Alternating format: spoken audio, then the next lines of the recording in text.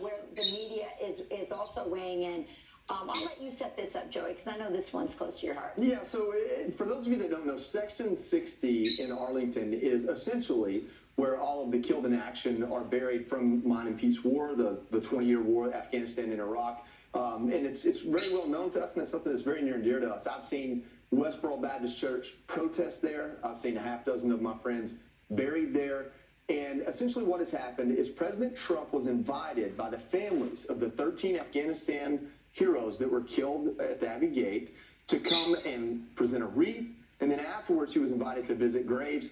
The original, or the initial reaction was, this was so solemn and quiet and respectful. But now with a little bit of detail, Kamala Harris and the entire Democrat establishment is attacking President Trump for simply visiting the graves of those heroes and at the request of family members taking pictures. This is Kamala Harris's post on X. She says, let me be clear.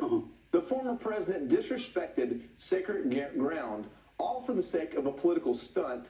This is nothing new from Donald Trump. This is a man who has called our fallen service members suckers and losers and despairs Medal of Honor recipients.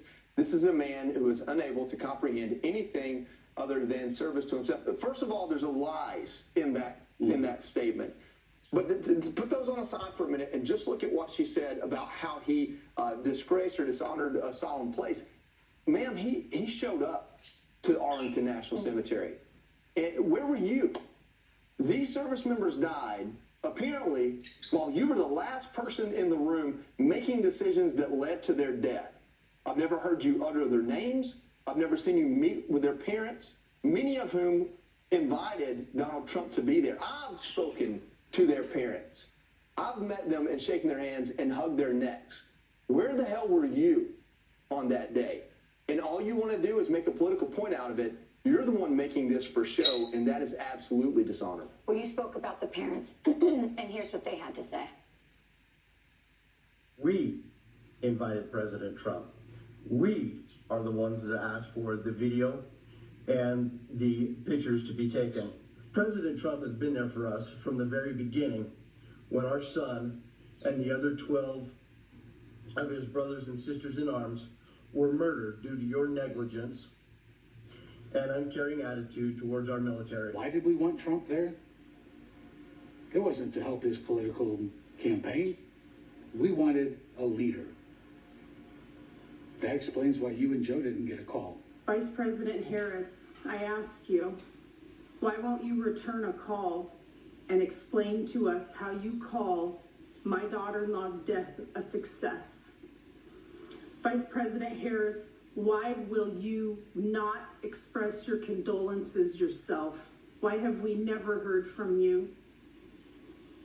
And finally, why would you take a day where we celebrated the death of our loved one and use it to disparage not only them, but us?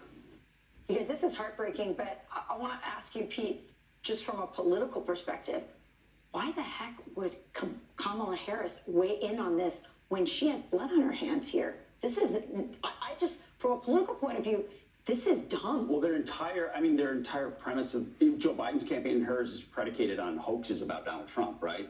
Fine people hoax, suckers and losers hoax, Charles, all these. So this is another hoax, Arlington hoax, trying to make him, because listen, when you watch TV, when I saw Donald Trump there, the first thing I thought watching it live was, where the hell is Joe Biden and Kamala Harris? I text Brian Massey, 3 years said, later, what was the protocol is for going him on to be there? Absolutely. Like, it was like, it was really amazing to me that a former president, not a sitting representative of the current government was there. It was almost...